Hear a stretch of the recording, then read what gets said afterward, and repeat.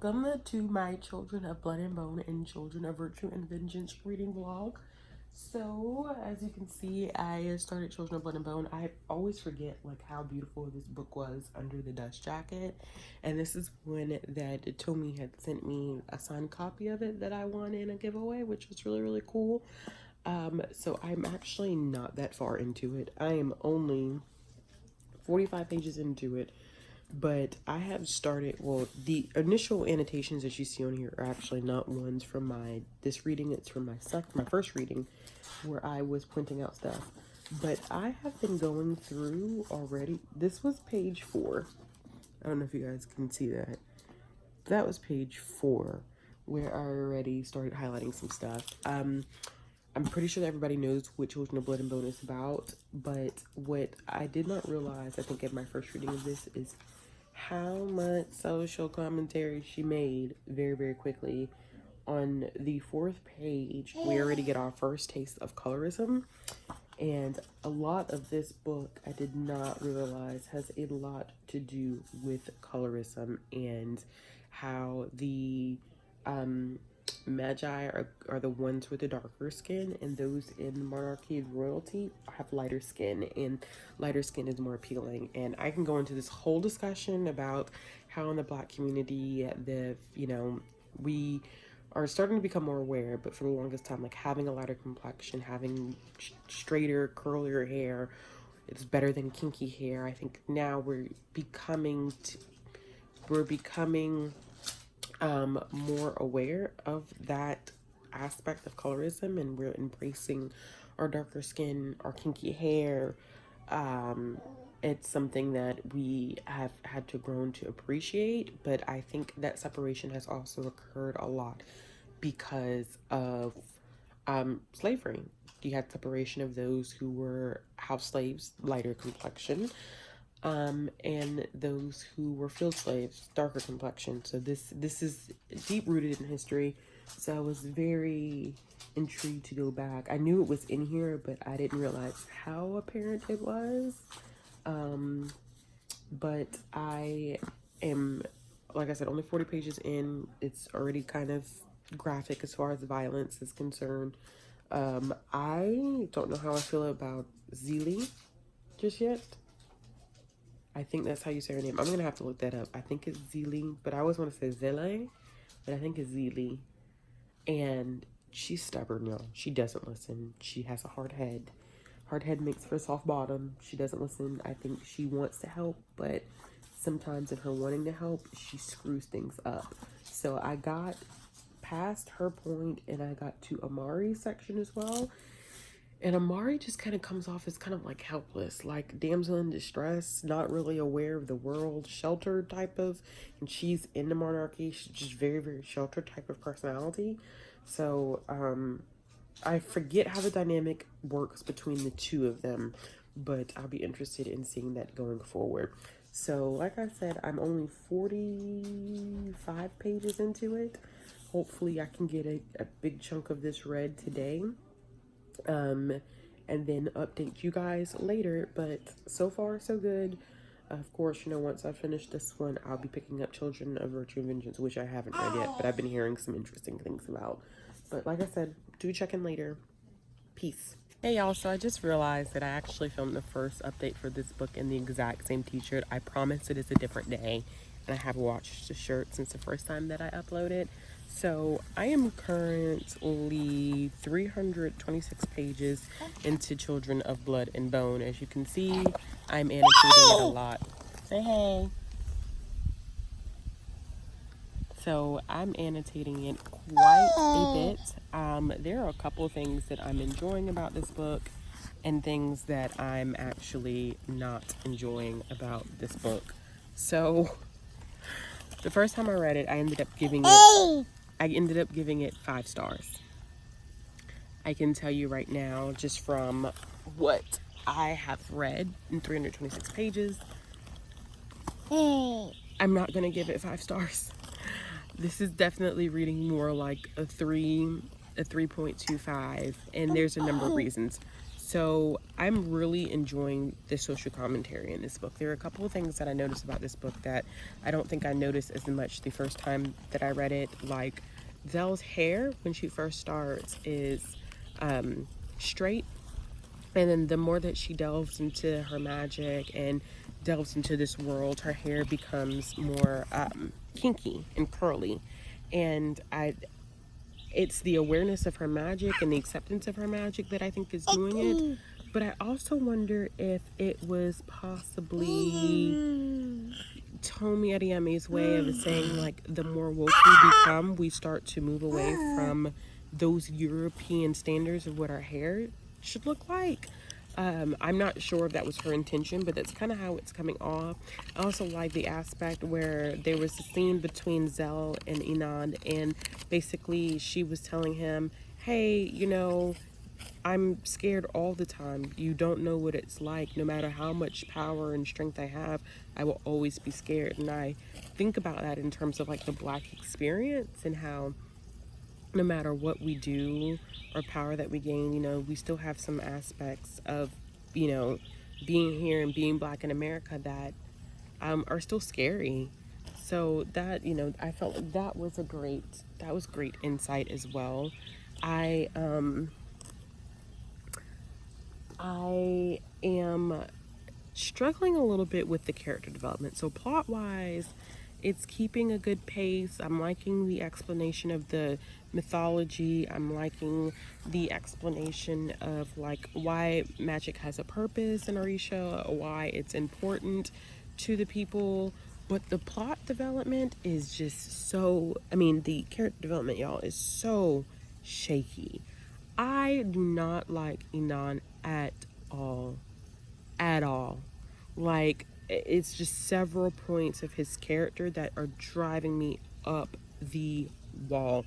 So the first part where I start to notice how much he annoyed me was his subservience to his father. And I understand he's fearful of his father. It's a lot of trauma that I don't think Tomi does she doesn't address it very well.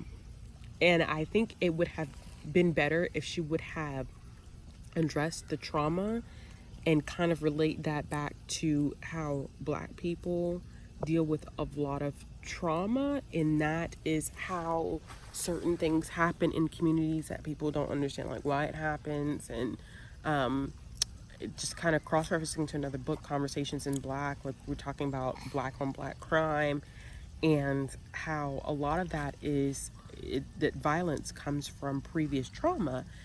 And I think that's the point that she was trying to make, but she does not explain it well at all. It is not done in a cohesive way that makes it understandable that that was her point, and that's the point that she was trying to get across. So what ends up happening is that Inan becomes this very unlikable character. He is very aggressive to the point where it's like he's brainwashed, and he definitely does come across as brainwashed. And then it's not really handled, because when he finally catches up to Zell, it's like he figures out that he has his magic and that he can view into her past, and he's seen her trauma, and then all of a sudden he becomes this new person.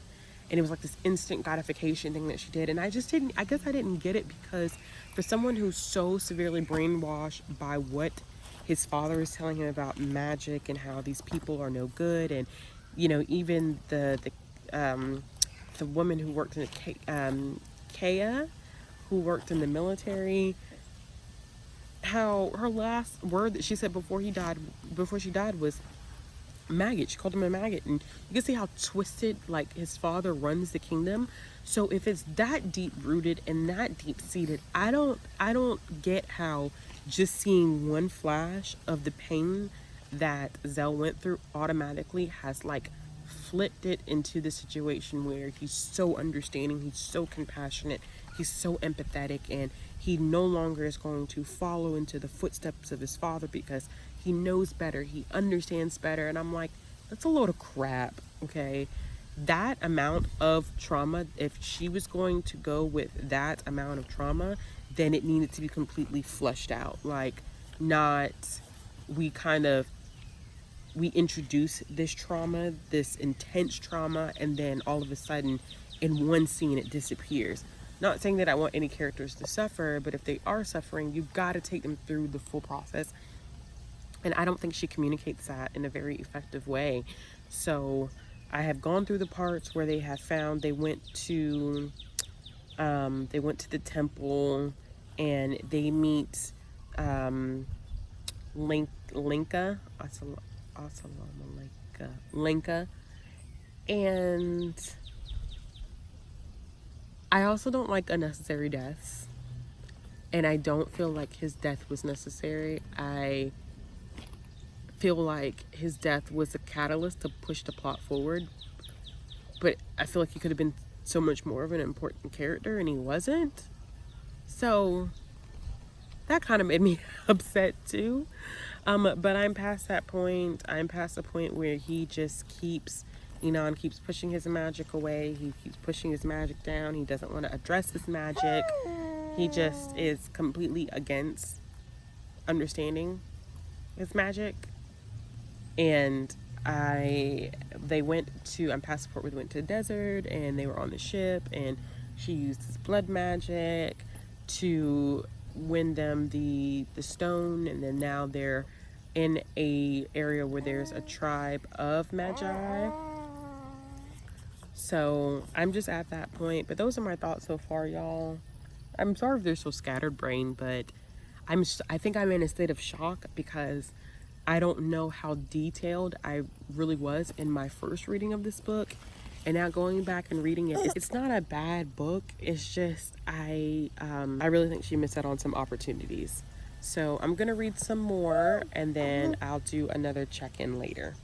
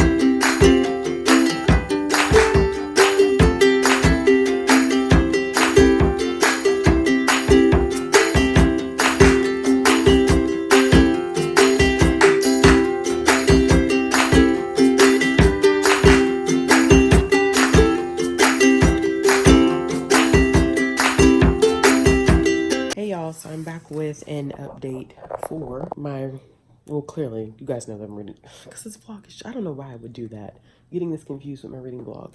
So I still have that whole hunk to go. I don't think I have much of anything to say from my last major update. I am currently, I'm currently 383 pages into it, and I'm behind. Oh, I'm supposed to have this finished. I was supposed to have this finished today, but... And I was supposed to start Children of Virtue and Vengeance today, but we'll see. So, I'm at the part where they're in the town with all the magi and everyone who's trying to get their magic back, which is great and all. But this is the part I'm on where the romance is starting to develop between Enon, or is it Einon? I think it's Enon and Zell, and it's just random. Like I said before, she doesn't deal with the trauma, so because she's not dealing with the trauma, it's not working. The romance doesn't work. One thing, I went and I started watching reviews of this book, and one thing that I did notice is that when people do a review of this book, I think some people just look at it as a fantasy book, but it definitely is an allegory for the Black experience. And I think that's where the true appreciation of this book should come in, is how she uses a fantasy world and the concept of magic and the loss of magic to illustrate what the Black experience is like. And there are so many different parts in here that I can definitely just link that to. And I think a lot of times people miss that when they read this. They don't give it that due credit when they talk about the Black experience. And sometimes, you know, I think, I'm not saying that you can't figure it out, but it's kind of hard to relate to those aspects of the book if you're not Black, because it's not something that you experience on a daily basis. Not saying that you can't be aware of it, but it just, I think it hits differently.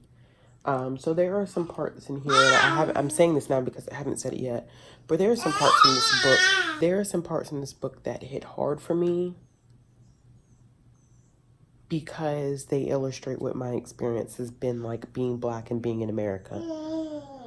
I'm hoping to get more done. I don't know how much I'm gonna get done, but I'm hoping to get more done, and I'm hoping maybe I can finish this one today sometime and then start Children of Virtue and Vengeance. I'm excited to start Children of Virtue and Vengeance because I heard it's a crap fire. So we'll see. Okay, so I did it. I finished. I have to go back and add my tabs. If it looks like half of it's tabbed, the other half isn't, because it isn't, but it's definitely written in. All right, so I finished Children of Blood and Bone. It's not the 5 stars that I gave it when I first read it a couple years ago, but it definitely is like a solid 4.5. I have to take off half that star for the romance. Inan just wasn't it. He wasn't it. And I kind of made a notation in the book, and this could be a super stretch for me, but there were some parts in the book where Inan was really like, and I'm wondering if I can even find it, but he was basically trying to convince her, like, okay, well, we can do this, we can make magic safe. And I wonder if that was kind of her take on the complexity of people being saviors to the Black community, and how they don't really understand the issues that we struggle with sometimes, and that simplifying it and not understanding why we're so angry about certain things kind of it oversimplifies a lot of issues. So I hope that makes sense. Inan just kind of came across as that type of person who wants to be an ally, but doesn't quite yet understand how to. And I think she kind of used it as that relationship between Black people and allies, and people trying to be allies for our struggle, especially since this book is very, very much closely related to the Black Lives Matter movement. I really do feel like that is her catalyst for people trying to understand the Black Lives Matter movement, but not really knowing how, and not understanding the anger that comes from the Black Lives Matter movement, and not really understanding that it's hard not to want to fight back. Being passive is not a choice or an option that we really have. So I thought that was an interesting exploration. She did a lot. Towards the end, I felt like there was a lot more social commentary going on than there was in the beginning. So there was quite a bit in the beginning, but there was much more towards the end. I think when, and I've been saying her name wrong, y'all, it's Zaylee. It's Zaylee. So I wonder if Z-E-L should have been like Zay instead of Zell. I've been calling her Zell, but it may be Zay. I don't know. I hunted on the internet for a pronunciation guide of everyone's names, and I only found it was Zaylee, but I still don't know how to say Z-E-L. I think it's Zay, but I know her full name is Zaylee. I think that when his father, Inan's father, came and cut maggot into her back, it was kind of also that ode to how slaves were branded, and how their owners, that was their way to to declare their ownership. And it's such a sick thing, but it was such a powerful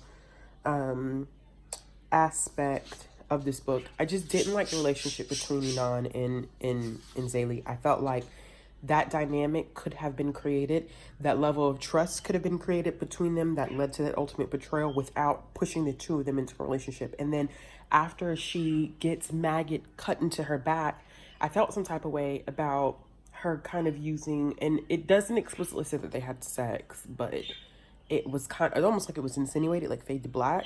And that just was not good coping. What she did very well is this, and I didn't get it at first until I got to the very end, which is why at first I was like, oh, this is only going to be a 3.5. But then I pushed it up to 4.5 because she closed it up very, very nicely. So I know that I was talking about like the trauma that Inan dealt with greatly, and the trauma that was inflicted upon him, and he hadn't dealt with that trauma. Well, that explains why this cycle of violence continues. So even his father had gone through extreme trauma with losing his first family, but he never dealt with his trauma. And a lot of people ask questions about, and this is so crazy, it ties back to Conversations in Black. A lot of people ask questions like, why is there black on black crime? And what people don't ever ask or do exploration of is the reasons behind crime. And there's not just black on black crime. Y'all, like, most people are likely to kill people of their own race, okay? So, but we never hear conversations about white on white crime, but that's a conversation for another day. But just specifically talking about black on black crime, a lot of that, from a lot of people who have studied it, comes from pre-existing trauma. So violence begets violence because that trauma is not being dealt with. So the same reason why Inan and his father could not leave that cycle of violence is because they never dealt with their trauma. And it just was irritating me in the beginning because I was like, he's not dealing with his trauma. He's not dealing with his trauma. He's not dealing with his trauma. But because he didn't deal with his trauma, that's exactly why everything came full circle. He never was able to emotionally and mentally deal with the lack of relationship that he had with his father. And his father was never able to get past his grief. So he just beget violence. And then he was raising his children to continue in this cycle of violence. And that really does happen. And that, I just feel like this book is just a clear-cut allegory for the Black experience. It is everything about the Black experience. And I don't know how many people got that without having lived in these experiences. I haven't lived in every experience, but I know what it feels like to be Black in America.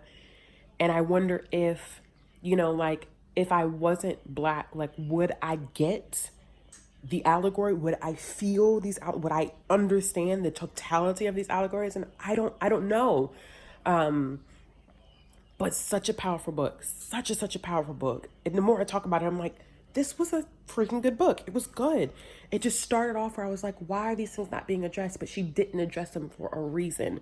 So solid 4.5. I have to take that half a star because it just was not cutting it. It was not cutting. That romance did not need to be in there. And I think she gave in because it is a YA book. And I feel like almost it was this pressure to include romance to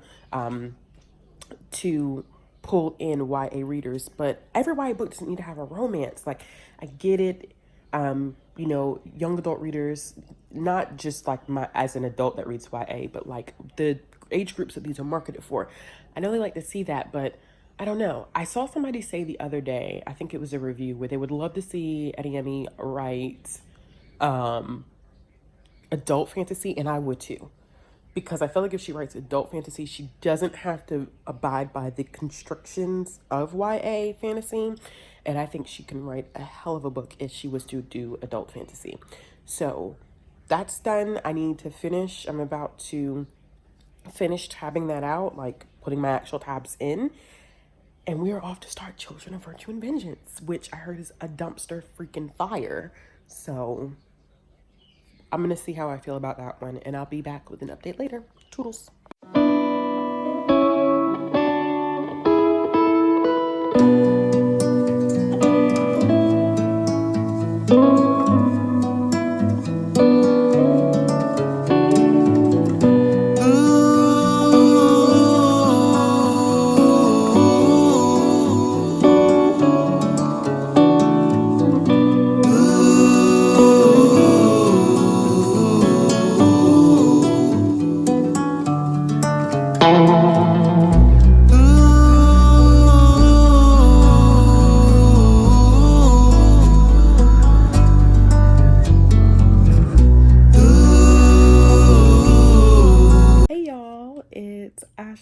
checking in again.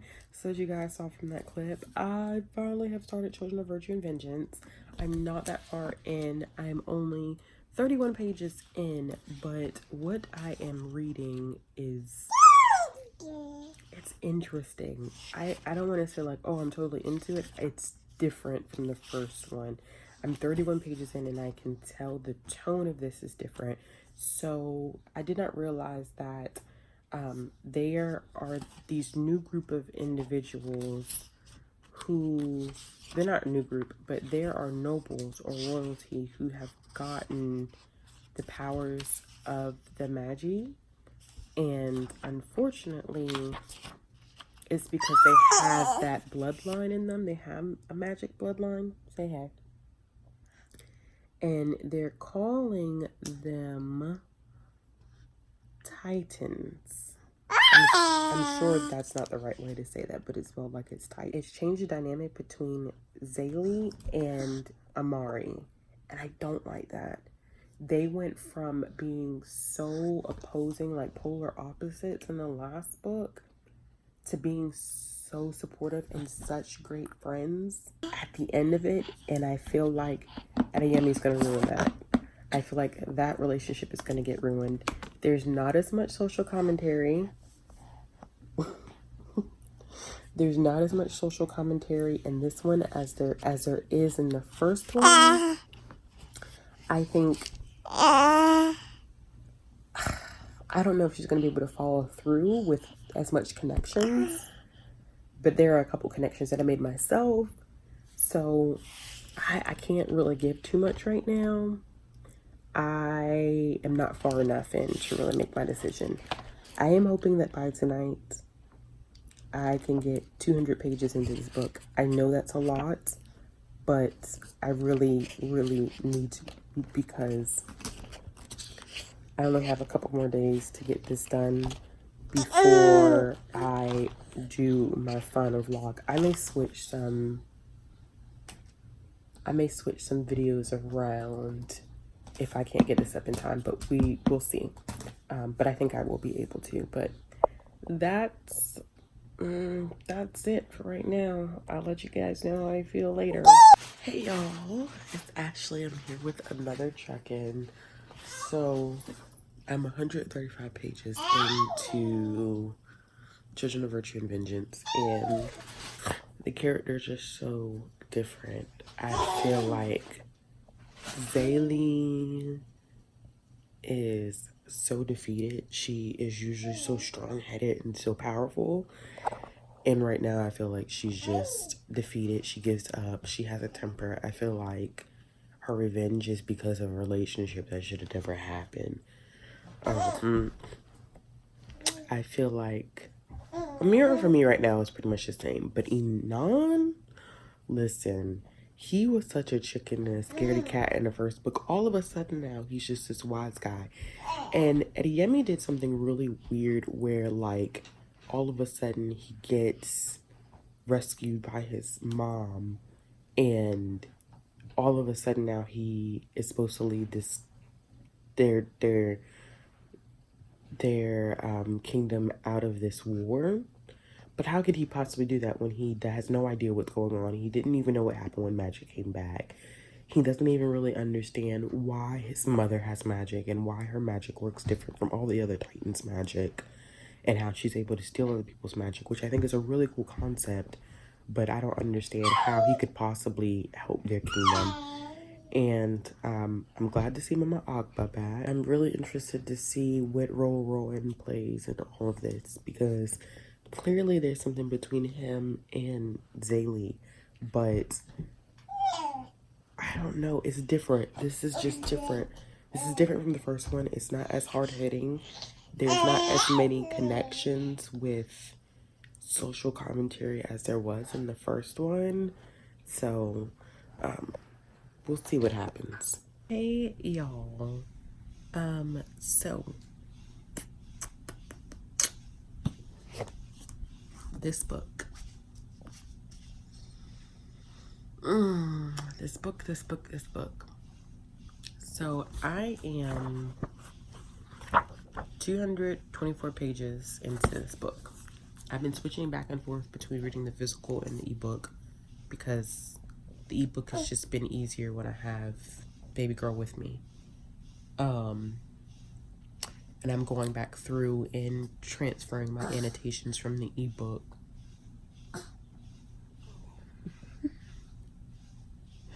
Transferring my annotations from the ebook to the physical book. I don't know what happened with this book. I don't know what happened with Tommy. It bothers me because the book was supposed to come out March of last year. It didn't come out March of last year. It got pushed back to December. So I'm curious about why that happened and what slowed that process down. But I'm even more curious as to the book was delayed and this is what we got.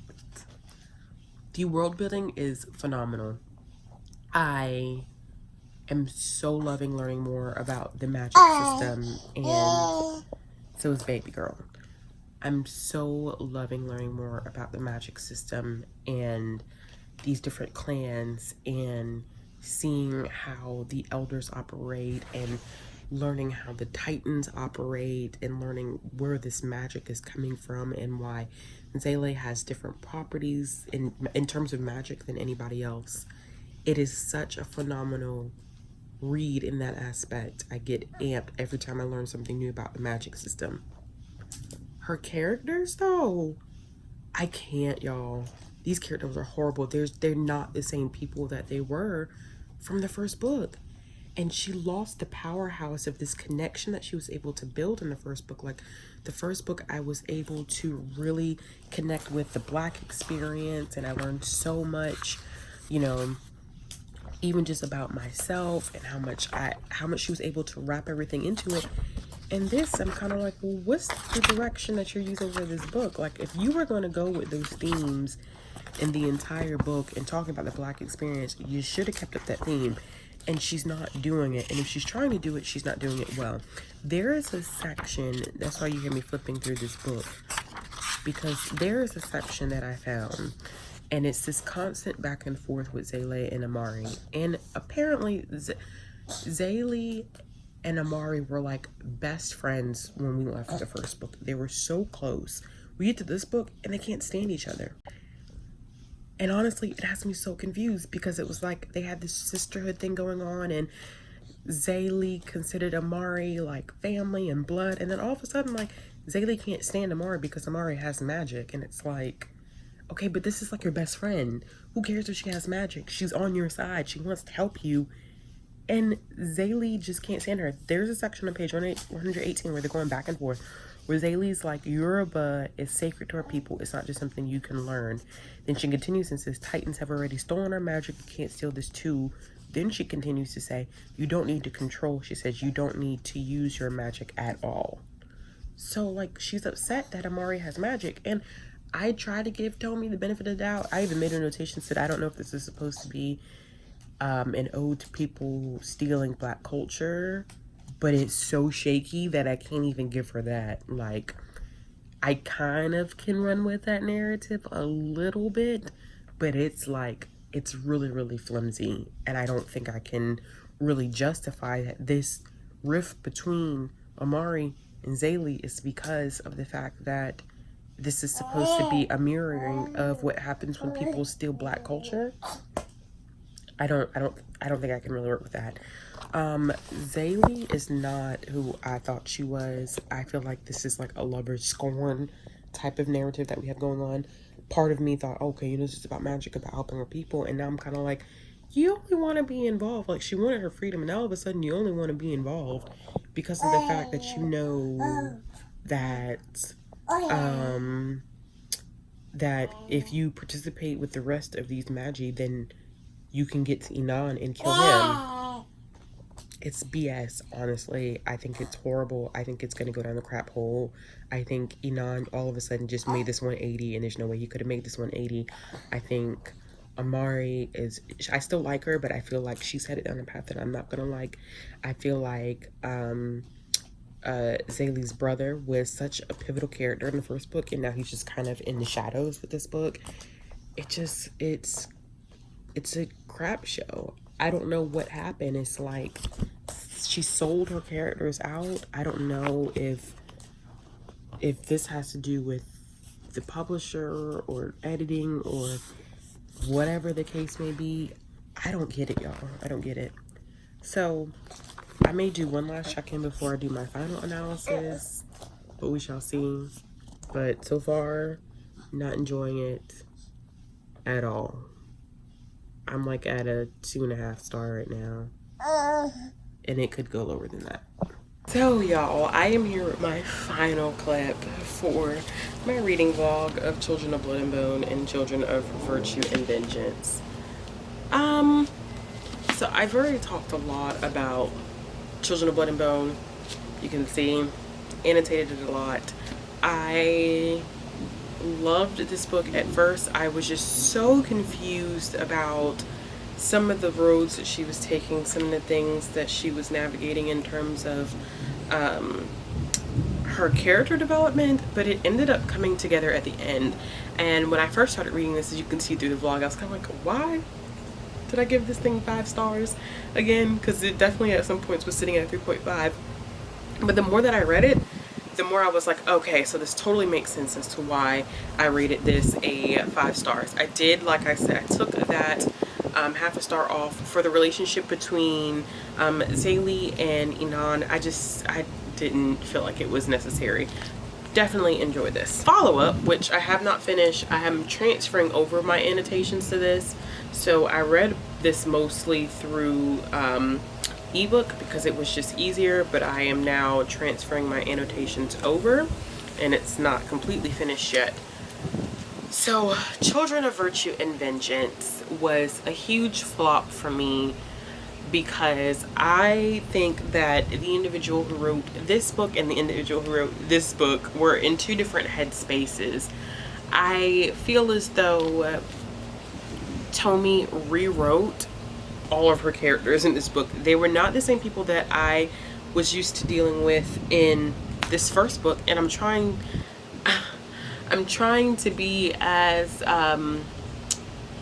well versed as possible in this. I just don't like the fact that she had so many of her characters do these really egregious things to move the plot forward. I don't think it was necessary to kill the people that she killed in this book. I don't feel like it was necessary for her to ruin the relationship between Zaylee and Amari. Like, why ruin that relationship? It was like black girl magic. It was so beautiful. I feel like we see enough of black women tearing each other down, and we've been in such this headspace in the past few years of us supporting each other that this just, I feel like her characters were so traumatized in the first book that this should have been a book of kind of leveling things off, but she used it as a way to introduce more trauma, and by introducing more trauma, she just ruined them as people. And there were things that just were done that were out of character, like Amari making that decision to use the cancer to kill the people at in the town of, and I don't want to say, in the town of let's see, Ibadan.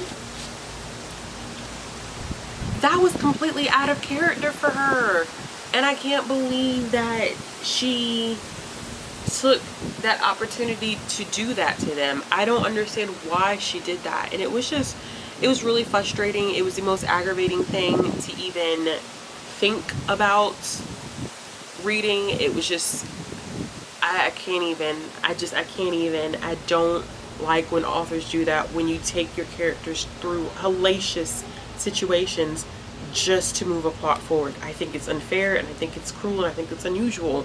So I did only end up giving this one 2 out of 5 stars. The reason why it wasn't 1 out of 5 stars is because the world building was phenomenal in this book. I think that the magic system is really intriguing. I like that we delved further into the relationship between the clans, and we got to see you know, we got to see the clan leaders, we got to see the other powers at work, we got to see some reimagining of what these powers look like. I even like that she threw the Titan aspect in there with people who have blood of the Magi in them but are not directly like, not direct descendants automatically type of thing, so they have those powers. And I love that the Titans could use like their powers with like blood magic, and then you can create a center, and then the center can pull power. Like, it was such a unique and interesting concept by doing that. I think her magic system was superb. I can't wait to see what the magic system looks like.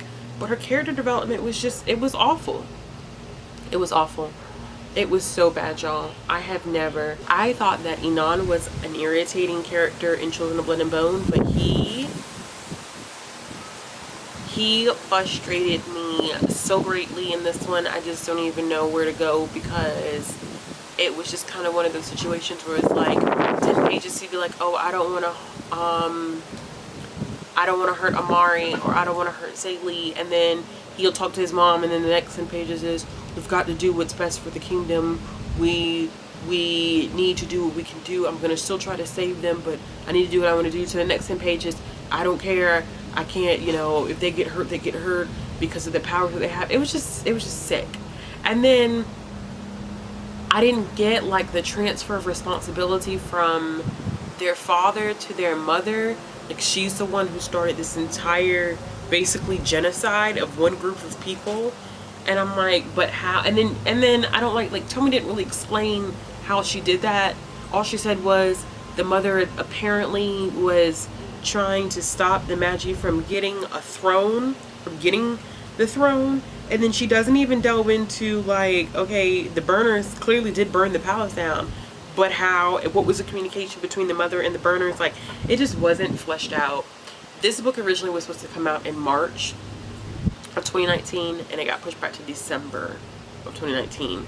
And I wonder what happened in the translation of this book getting written, because it just wasn't good. And now we have a freaking love triangle. That is gonna drive me crazy. I don't like when romance or stuff like love triangles are thrown in for the sake of throwing in. Like, just because a book is considered YA does not mean that you have to put romance in it. It's not a requirement. I don't know if like publishers are telling their authors that it's a requirement, but I don't think it's a requirement to have books that have romances or love triangles or forbidden romances. I think a book can be written without that. And I know that because I have people who come in and ask at the library, do you have a YA book that has no romance? And it's so hard to find a YA book with no romance. And the fact that there was another character, Rowan, introduced as a love interest, granted, I do like him better than Inanna. I'm definitely Team Rowan, but it's like, is it really needed? Or are we just throwing stuff in the book because we want to throw stuff in the book? So I hope you guys have enjoyed that reading vlog. I've been having fun. My copy of Children of Vengeance and Virtue is definitely going to be a tad more than, let's see if I can get it to focus. Yeah, it's definitely going to be tabbed more than my copy of Children of Blood and Bone, just because I had a lot more to say in Virtue and Vengeance than I did in Blood and Bone. Although, I mean, this was heavily annotated too, but there's a lot of annotations in this one. So let me know what you guys think if you've read the books. I would love to hear your commentary. If you guys are interested in seeing how I annotated these two, let me know in the comment box below, and I will try to do a annotation flip through of these.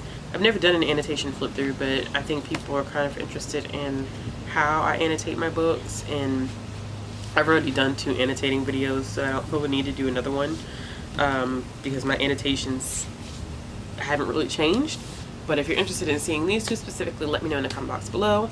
As always, if you guys like this video, give it a thumbs up. If you want to see more content from me, click the subscribe button. I upload videos every Monday, Wednesday, and Friday. If you're interested in following me on social media, all of my links will be down in the description box below. I hope you guys have a wonderful afternoon, and thanks for sticking with me through this reading experience. Wow, it's definitely about to rain. Hot damn.